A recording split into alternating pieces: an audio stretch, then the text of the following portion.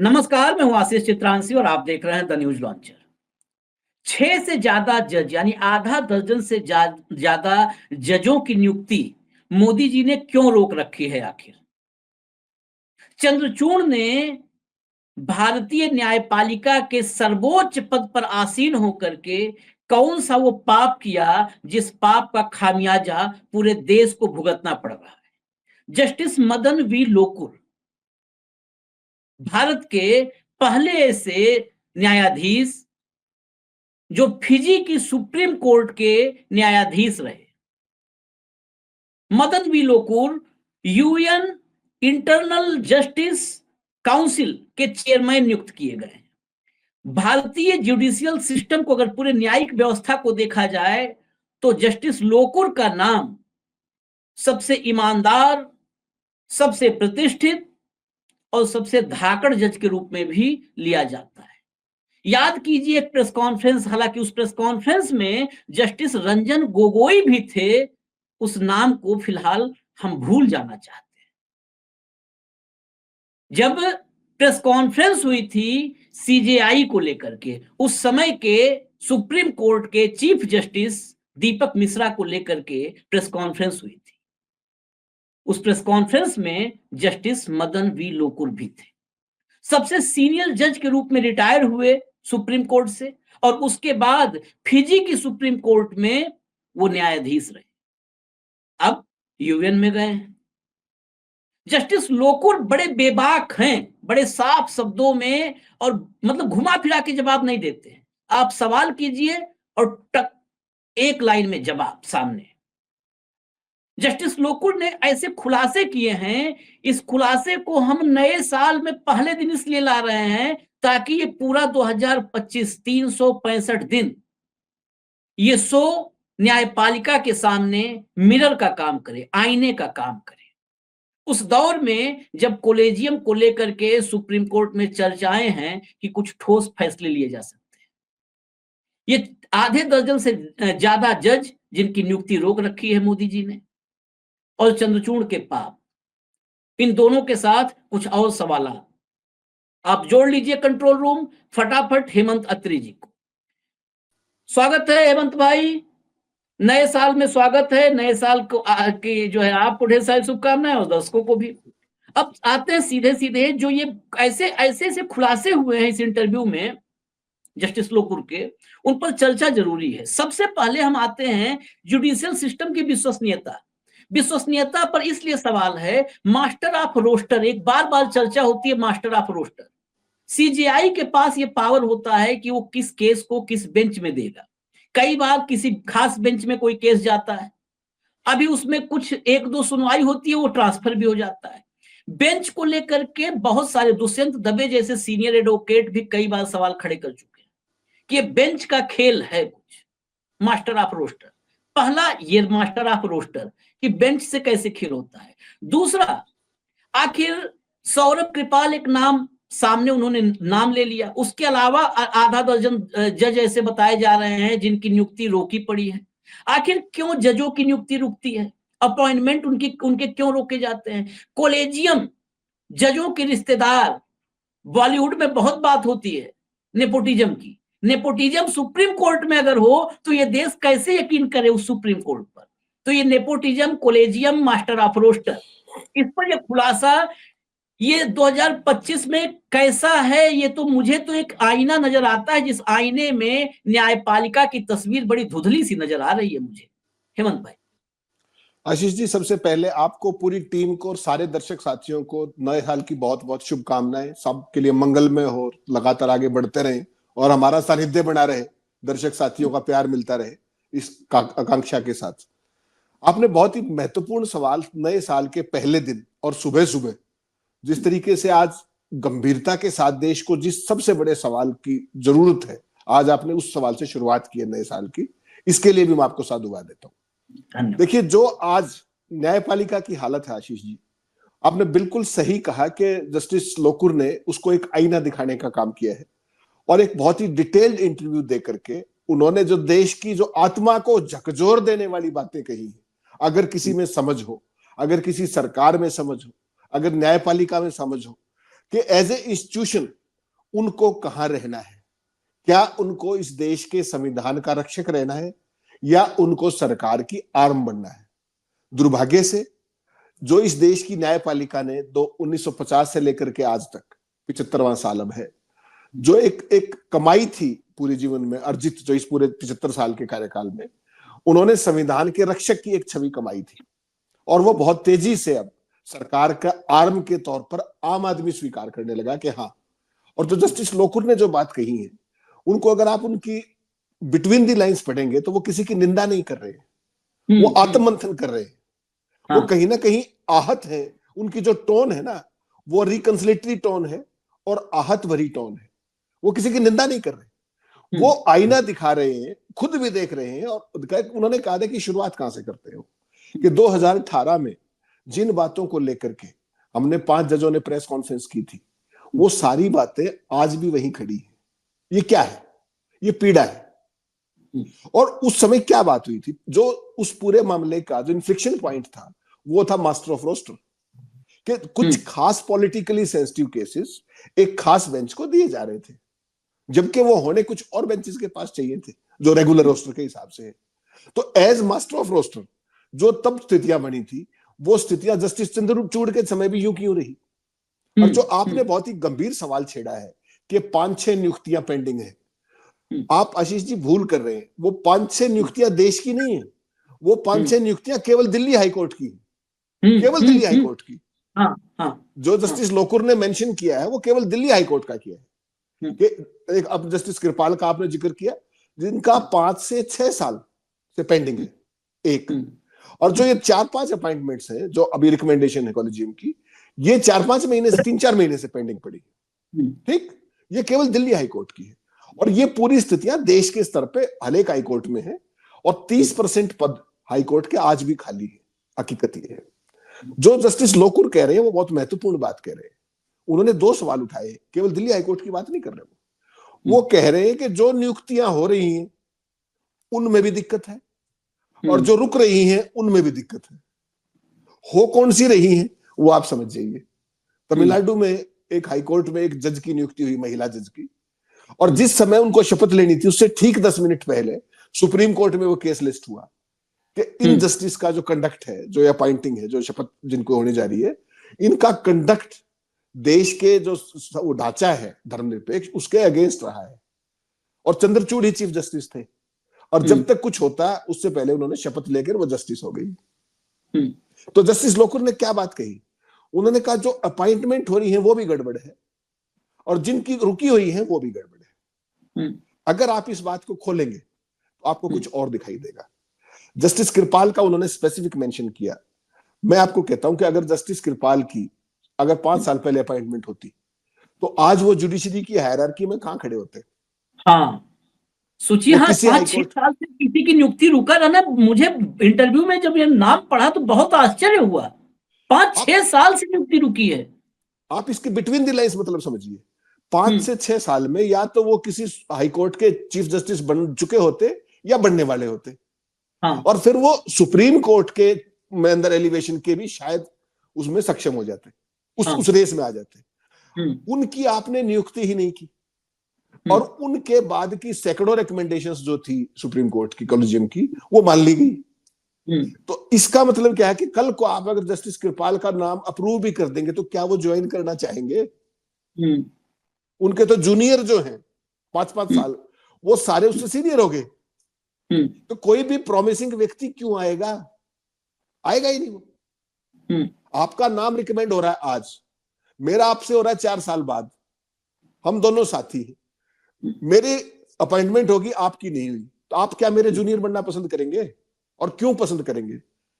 High court में कौन आते हैं? जिनकी बहुत फ्लोरिशिंग प्रैक्टिस होती है, बहुत ईमानदार लोग होते हैं, और जो बहुत प्रॉमिसिंग, जो ला के मास्टर्स होते हैं, उनको लिया जाता है कहने को। आजकल तो हालांकि और भी तमाम क्राइटेरिया हो गए जो आप रोज देखते हैं, लेकिन अक्सर मान्यता है। अब ये बताइए कि जिस व्यक्ति की 6 साल से आपने अपॉइंटमेंट रोक रखी है, वो क्यों आएगा?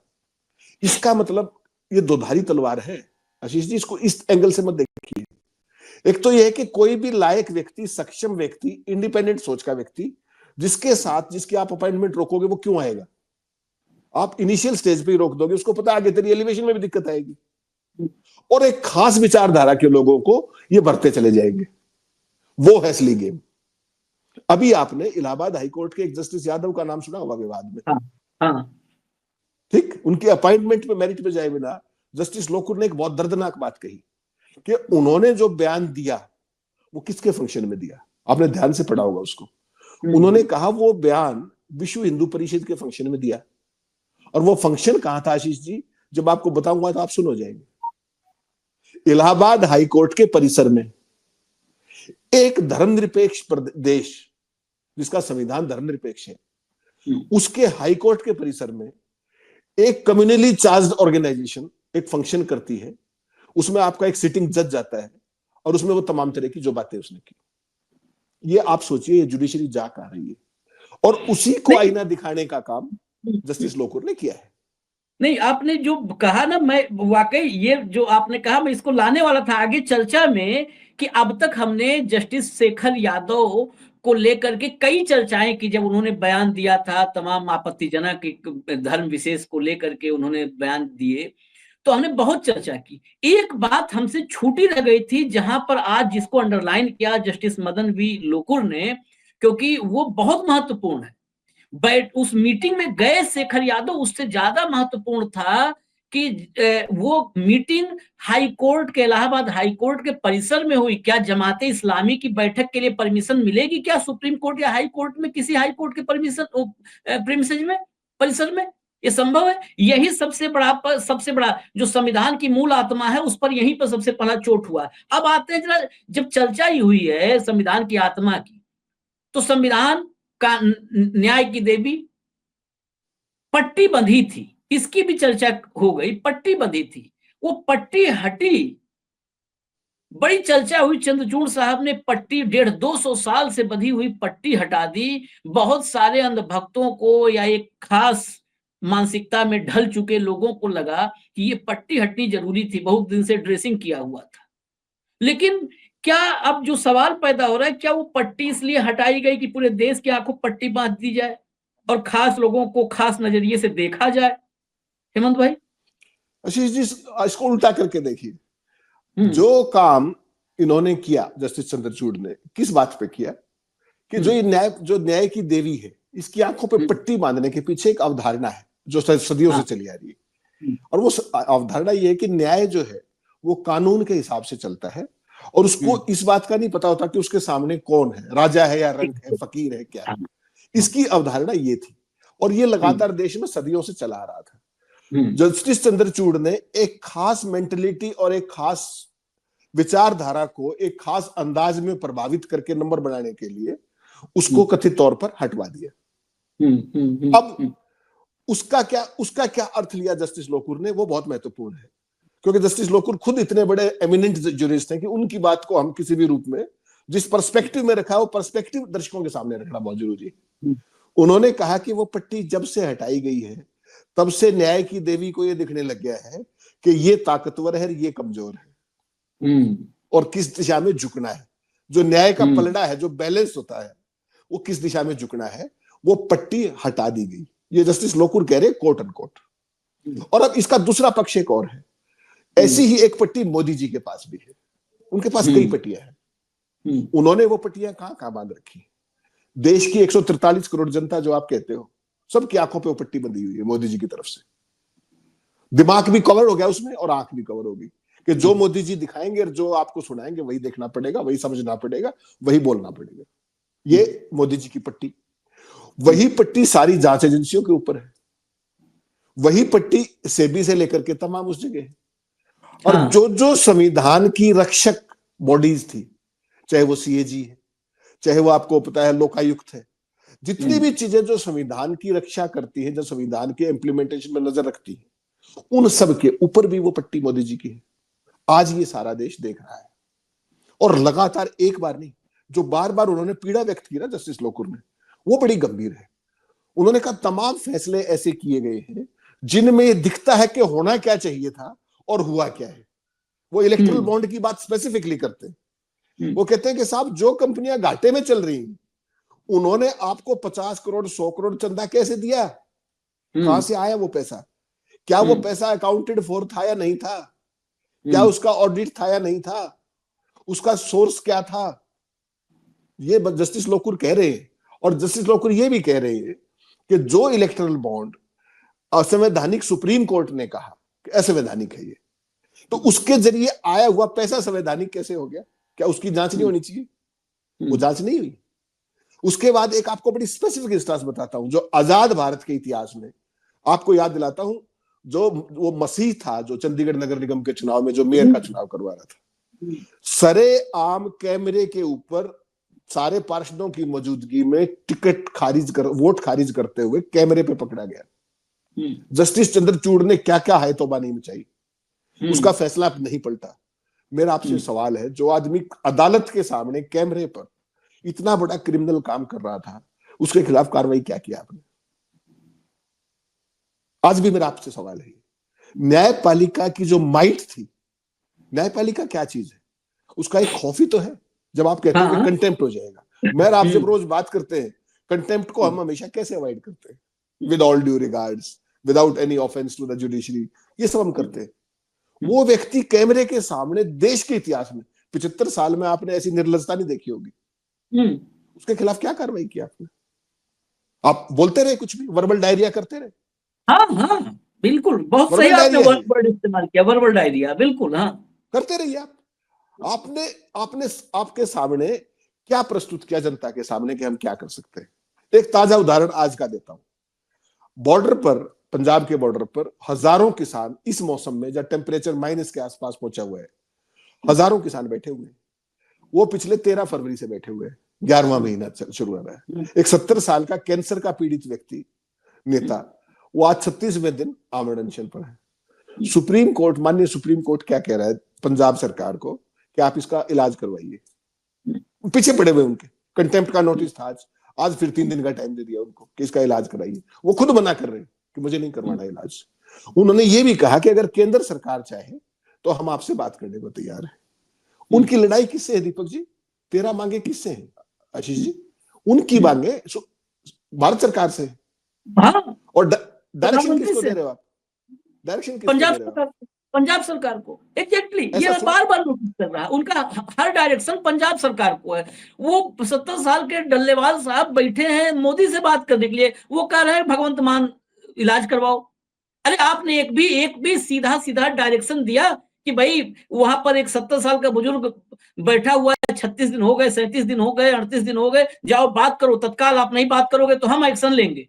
ये नहीं आज तक जुबान खुली। मैं इसी पर आगे अगला एक सप्लीमेंट्री क्वेश्चन जोड़ता हूं। जब बात चंद्रचूड़ की हो रही है, दरअसल ये जस्टिस लोकुर ने नहीं कहा है, ये फिर ससम्मान मैं जोड़ रहा हूं शब्द पाप, चंद्रचूड़ के पाप। क्योंकि जब ये सीक्वेंस है तो ये फिर पापों की एक फहरिस्त है, और इस फहरिस्त में जिस पाप ने इस देश को सबसे बुरी स्थिति की तरफ ढकेला है, जो इस देश को, देश के भविष्य पर एक बहुत बड़ा धब्बा हो सकता है या भविष्य पर बहुत बड़ा संकट भी खड़ा कर सकता है इसकी आत्मा पर, वो है एक टिप्पणी। उस टिप्पणी ने पूरे देश को खोदने का रास्ता प्रशस्त कर दिया, मार्ग प्रशस्त कर दिया। पूरा देश खोद डालो, दुनिया चांद पर मंगल पर जा रही है, तुम खोद के पाताल में चले जाओ, रसातल में चले जाओ, डूब मरो, कुएं खोजो, बावड़ी खोजो, खोदो खोदो खोदो।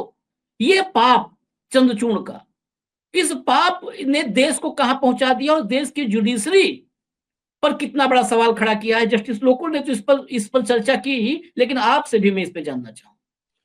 नहीं आशीष जी, देखिए हुआ क्या, जुडिशरी के अंदर ना सर्टेन प्रेसिडेंट्स होते हैं। जब हम फैसले करने बैठते हैं तो ये देखते हैं कि फला केस में ये कहा था, फला केस में ये अथॉरिटी है, फला हाई कोर्ट की है, फला सुप्रीम कोर्ट की है। वो किस चीज की अथॉरिटी होती है? वो रिटर्न अथॉरिटी होती है, जो आपके आदेश का हिस्सा है, आदेश का हिस्सा होती है। वो पैरा कोट करते हैं आप, पैरा नंबर ये, page number so and so, ऐसे बोलते हैं आप। इस केस में जो ये खोदो अभियान, जो भारत खोदो अभियान या देश खोदो अभियान है, उन्होंने क्या कहा था कि उसका पता तो लगना ही चाहिए कि वो क्या चीज थी उसके नीचे। केवल एक वर्बल कमेंट है, फैसले का हिस्सा नहीं। उसने प्रदेश और देश के अंदर ऐसा पेंडोरास बॉक्स खोल दिया, एक ऐसी चीज खोल के चले गए जिसका कोई अंत नहीं है, कोई अंत नहीं है उसका। वो कही तो थी, जब आप और मैं केस लड़ते हैं आपस में तो तमाम तरह की टिप्पणी आप भी करते हैं और जज भी करते हैं। लेकिन चीफ जस्टिस की उस पे कुर्सी पे बैठे हुए व्यक्ति को ये सोचना चाहिए कि तुम्हारे कहे हुए शब्द का नीचे क्या असर जाएगा। और उसके बाद आपने देखा यूपी में तो हालत ये है कि आप एप्लीकेशन बाद में देते हो, सर्वे के ऑर्डर पहले हो जाते हैं। हाँ, दूसरी पार्टी को नोटिस भी नहीं होता, एक्स पार्टी होता है, आप आए, मेरे से पूछा भी नहीं और सीधा नोटिस, जाइए खुदाई कीजिए, सर्वे कीजिए। ये इतना बड़ा पेंडोरास बॉक्स ये बिना एजेंडे के नहीं खोला गया, हो ही नहीं सकता। चीफ जस्टिस चंद्रचूड़ इतने नासमझ नहीं थे, इसके पीछे कोई ना कोई एजेंडा था। और जो इतना जल्दी कोई भी सुप्रीम कोर्ट का फैसला बार बार रेफरेंस में भी नहीं आता जिस तरीके से आया, ये तो शुक्र है जस्टिस खन्ना का कि उन्होंने उन सारे नीचे के फैसलों पर रोक लगा दी और आगे ऐसे किसी भी केस को एडमिट करने पर भी रोक लगा दी फॉर द टाइम बिंग, या फैसला करने पर रोक लगा दी।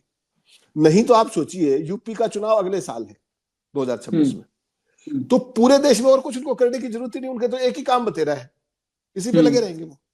तो एक प्रोग्रेसिव देश का प्रोग्रेसिव चीफ जस्टिस एक अपनी लाइन से कैसे पूरे मोमेंटम का, पूरे प्रोग्रेस की आपकी जो यात्रा है, विकास यात्रा, उसका भट्ठा बिठा सकता है, ये उसका एक उदाहरण है कि कैसी गैर जिम्मेदार टिप्पणी थी। अगर ये चीज होती तो 47 के बाद जो कानून आके 47 से पहले की जो भी स्थितियां उनको बदला नहीं जाएगा, तो उसको भी रिडेंडेंट कर दिया आपने। तो जब आप बेंच पे बैठे होते हैं, वो भी चीफ जस्टिस के बेंच पर, तो बहुत जिम्मेदारी का पद है, वहां हर शब्द कॉमा फुल स्टॉप के मायने होते हैं। तो मेरा ये मानना है कि जस्टिस चंद्रचूड़ केवल वो था ना कि नाम बड़े और दर्शन छोटे।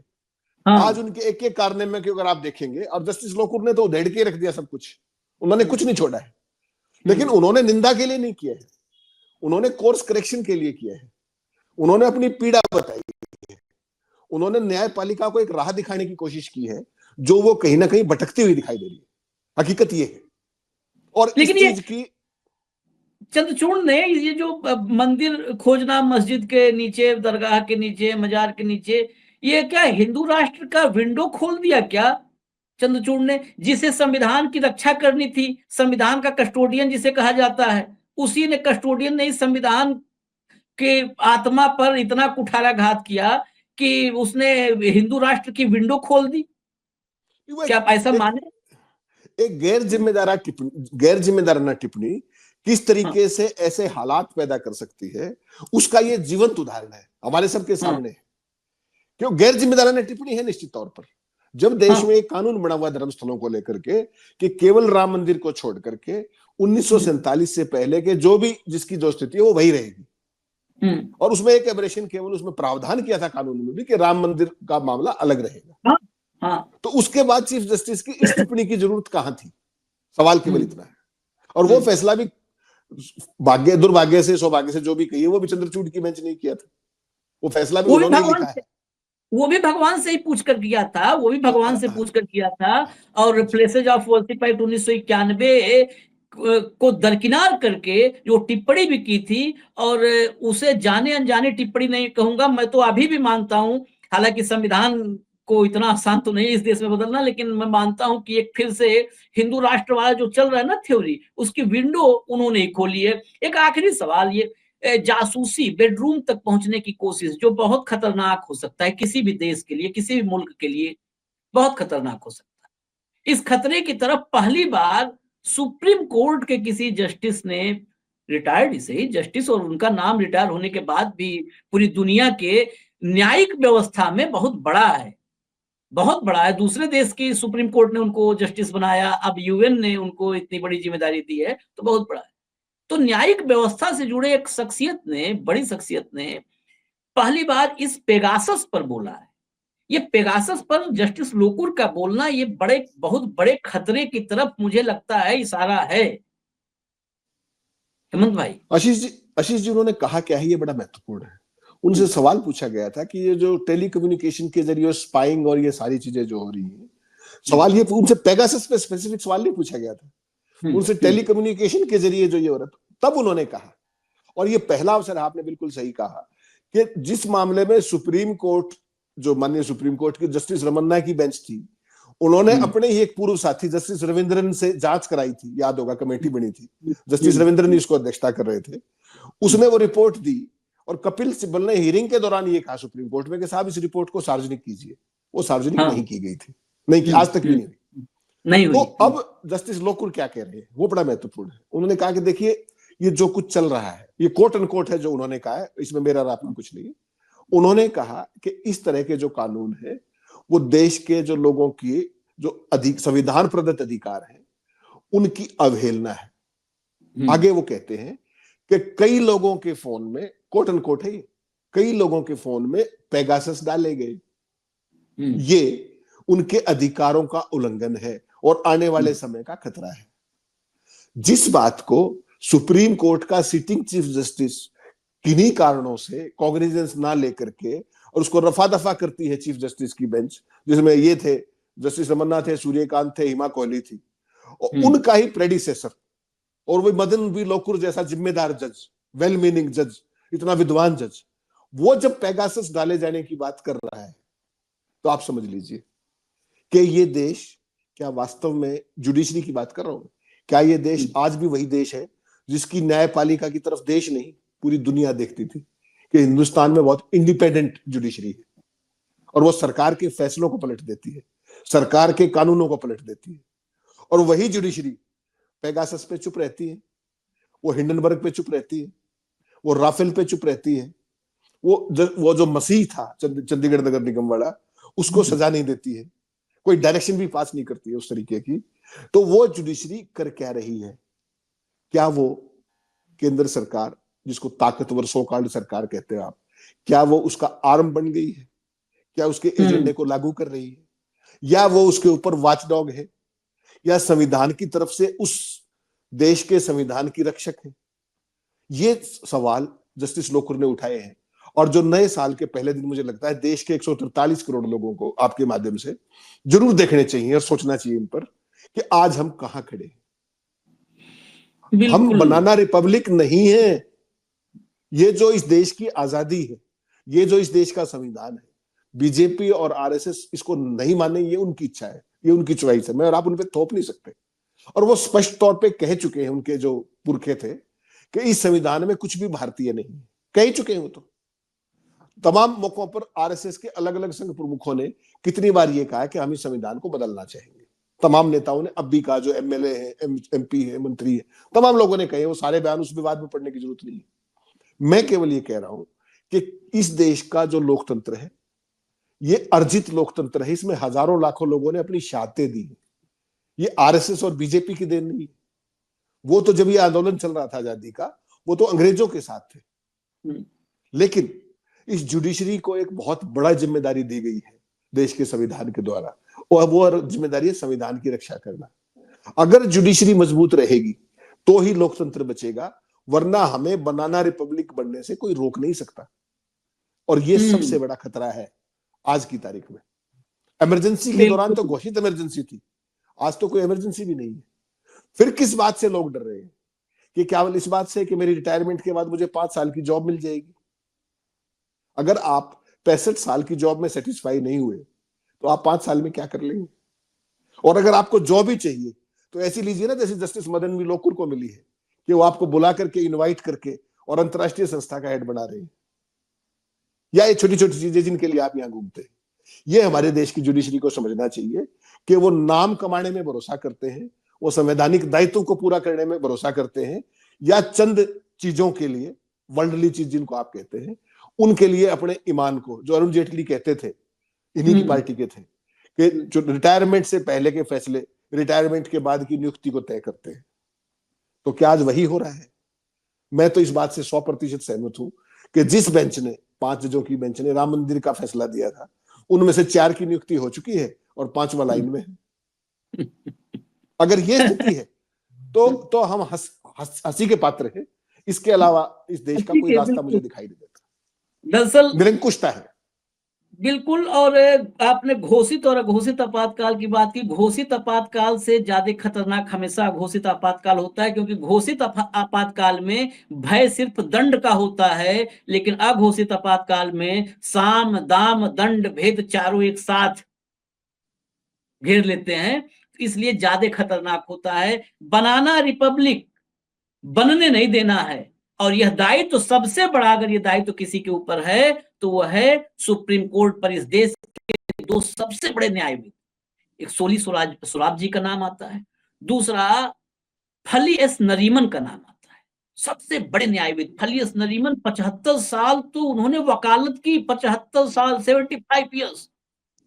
उनके पुत्र रिटायर्ड जस्टिस हैं सुप्रीम कोर्ट के, रोहिंग्टन फली नरीमन।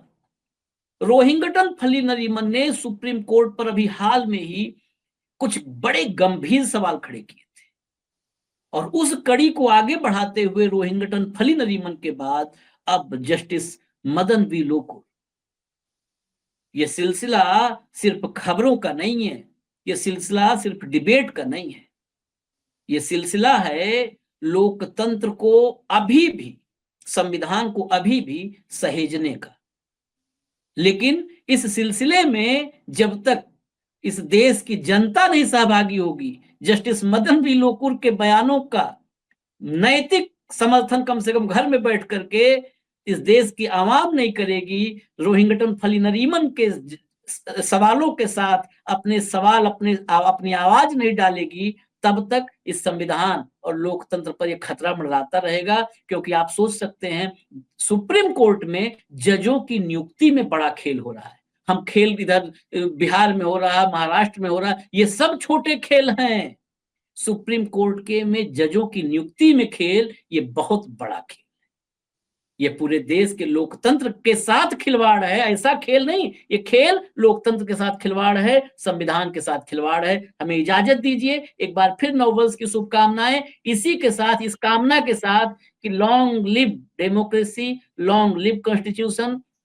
दीर्घजीवी नहीं मैं कहूंगा चिरंजीवी संविधान हो हमारा, और चिरंजीवी लोकतंत्र हो, चिरंजीवी।